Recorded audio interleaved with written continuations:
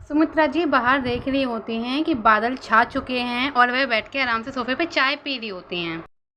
बादल तो घिर चुके हैं, मतलब आज बारिश होनी तो पक्की है। तभी थोड़ी ही देर में उनके पति पंकज आते हैं और उनसे बोलते हैं, अरे भाग्यवान, तुम्हें पता है कई कई जगह पे जब बारिश होनी शुरू हो गई, बादल बहुत घिरे हैं। बारिश हुई तो जम के बारिश होगी।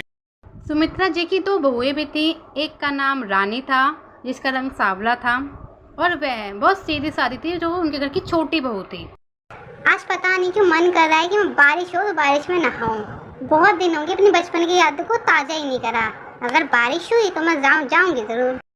वैसे उनकी दूसरी बहू थी जिसका नाम था चंद्रिका, जो उनके घर की बड़ी बेटी थी, बड़ी बहू थी मतलब, और एक अमीर परिवार की थी। उसका रंग सांवला था। पूरा दिन काम करते करते हाथ पैर बिल्कुल थक जाते हैं। पता नहीं इस घर में आराम मिलेगा नहीं। देवरानी तो आई है मेरी, पर काम उतना ही करती जितना मैं कहती हूँ, उससे ज़्यादा काम ही नहीं करती। दोनों ही बहुओं में बहुत प्यार था। उसी दिन सुमित्रा जी ने अपनी दोनों बहुओं को अपने पास बुलाया और उनसे कुछ बातें करने लगी। मम्मी जी, आपने हमें बुलाया, बताइए क्या कह रहे हो आप? तभी सुमित्रा के पति यानी कि पंकज थोड़े से आगे चल के आते हैं। इनको स्वभाव थोड़ा चंचल और बचकाना है। अरे बहुओ, तुम्हारी सासू माँ का आज बारिश में भीगने का मन है, देख नहीं रही हो? आराम से बैठ के चाय पी रही है सोफे पे। आज तो ये बारिश में भीग के ही मानेगी। अपने ससुर के मुंह से ये बात सुन के दोनों ही बहुएं हंसने लगती हैं, पर कोई भी ज़्यादा इस पर ध्यान नहीं देता। तभी उनकी सास उससे बोलती है, अरे बहू, इनकी बातों पे ध्यान मत दो। ये इनका तो मजाकिया नेचर ही हो गया है। जब देखो तब मजाक करते रहते हैं। मैं ये कह रही हूँ, देखो बादल घिर रहे हैं और छत पे पड़े हैं कपड़े, तो जाके तुम दोनों छत से कपड़े ले आओ। ऐसा ना हो बारिश में भीग जाए और सारी मेहनत चली जाए पानी में। ओके मम्मी जी, हम जाके कपड़े ले आते हैं, आप चिंता ना करें। फिर वह दोनों धीरे धीरे करके सीढ़ी चढ़ती हैं और अपनी छत की बालकनी के पास पहुंच जाती हैं, जहां पे उन्होंने कपड़े भी डाल रखे होते हैं और बादल घिरे भी काफ़ी अच्छे होते हैं। दीदी देख रही हो कितने अच्छे बादल हैं, काले काले काले। मुझे तो लग रहा है कि आज जम के बारिश होगी, आज हम बारिश में नहाएंगे। अरे छोटी, तूने तो मेरी मुंह की बात छीन ली। मेरा भी बहुत मन कर रहा है अपने बचपन की यादों को ताज़ा करने का। फिर पता नहीं मौका मिले ना मिले, तो अगर बारिश हुई ना तो हम नहाएंगे ज़रूर। दोनों बहुएं बात कर ही रही होती हैं कि तभी छप छप छप छमझम करके बारिश आनी शुरू हो जाती है और बारिश की बूंदें इतनी हावी होती हैं कि 2 ही मिनट में उनके सारे कपड़े और उनके पहने हुए कपड़े गीले हो जाते हैं। अब वो बिल्कुल भी टाइम वेस्ट नहीं करती और जो उनका मन था कि बारिश में भीगना है, अपने बचपन को यादों को ताज़ा करना है, वह करना शुरू कर देती हैं।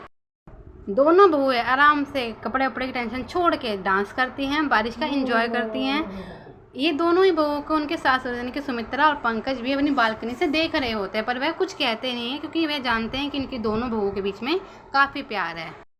तभी छोटी बहू का पति जिसका नाम सुमित होता है, वह उनको रोक लेता है और उनसे बोलता है कि कितना भीगोगे। अरे अरे बस कीजिए आप दोनों, मम्मी ने कहा है आप पूरे 1 घंटे से भीग रहे हो, डांस कर रहे हो, कितना भीगोगे? अब रुक जाओ। दोनों ही बहुएं अपने देवर की अपने पति की बात नहीं सुनती और वह उनसे बोलने लगती हैं कि हम तो आज अपना बचपन की यादें ताज़ा करेंगे, आज हम किसी की नहीं सुनेंगे। देवर जी, आज ना मना कीजिए, आज बारिश में भीगने का बहुत मन है, तो आज तो हम भीगेंगे। तभी बारिश भी बंद हो जाती है और फिर उनके देवर उनसे बोलते हैं, अरे हाँ हाँ भाभी, भीगना जरूर भीगना, पर अब देखो बारिश भी तो बंद हो चुकी है, तो आपको ठंड लग जाएगी आप दोनों को, तो अब जाओ और फ्रेश अप हो जाओ। दोनों ही बहुओं की अपनी बचपन की यादें ताज़ा हो जाती हैं और वह दोनों जब अपने गेट पे आती हैं तो वह देखते हैं कि उनके साथ आराम से बैठ के चाय पी रही होती है और उनसे बोलती हैं फिर। अरे वाह दोनों बहुओं, तुमने तो अपने बचपन की यादें ताज़ा कर ही ली हैं। आज तो तुम्हें मज़ा आ गया होगा। हाँ मम्मी, देखिए ना कितनी देर से ये लोग भीग रहे हैं, आपने बताया। पर कुछ भी कहो, बारिश तो काफ़ी अच्छी थी। तभी सुमित की पत्नी यानी कि सुमित्रा की छोटी बहू बोलती है, मम्मी जी, बहुत अच्छी बारिश हुई थी आज तो, मतलब बचपन की यादें ताज़ा हो गई। कितने दिनों से हम सोच रहे थे। हाँ मम्मी, आज तो मज़ा आ गया। अब तो हम बारिश में भीगा करेंगे जब हमारा मन करेगा। दोनों बहुओं को खुश देख के सुमित्रा भी ज़्यादा कुछ नहीं बोलती क्योंकि उनकी दोनों बहुएं उसके लिए प्रिय थी। दोनों भैया फ्रेशन अप हो जाती हैं और फिर किचन में जाके भी थोड़ा सा डांस करने के बाद खाना बनाना शुरू कर देती हैं, ताकि अब घर वालों को भी कुछ पेट पूजा दी जा सके। अरे अरे बस बस भाभी, नहीं तो अब तो हो जाएगा कांड। अरे क्या करूँ छोटी, मन ही नहीं मानना। मतलब ऐसा लग रहा है कि पूरा दिन भीगती रहूँ। पहले कुछ भी कहो, आज हम दोनों की बारिश यादगार हुई। ऐसे अगर हम बारिश का टाइटल दे तो कैसे रहेगा, काली और गोरी बहू की बारिश है। दोनों ही बहुओं में कोई रंग भेद नहीं था, दोनों ही बहुएं एक दूसरे से बहुत प्रिय थी और एक दूसरे की सपोर्टर भी थी। मम्मी जी हमने खाना बना दिया है, रोटी सब्जी पूड़ी। अब ऐसा करो आप लोग चल के खाना खा लो, बारिश भी बंद हो चुकी है और पकौड़ी मैंने से वैसे बनाया, मेरा मन था।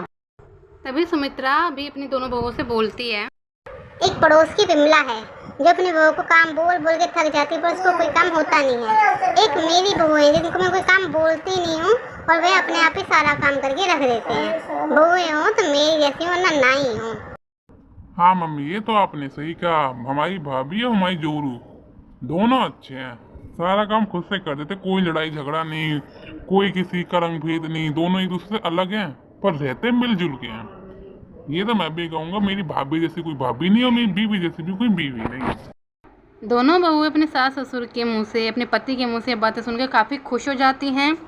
उनकी खुशी का राज उनकी तारीफ होती है, जिसकी वजह से वह अपना सारा काम खुद से ही कर लिया करती थी बिना किसी रोक टोक के।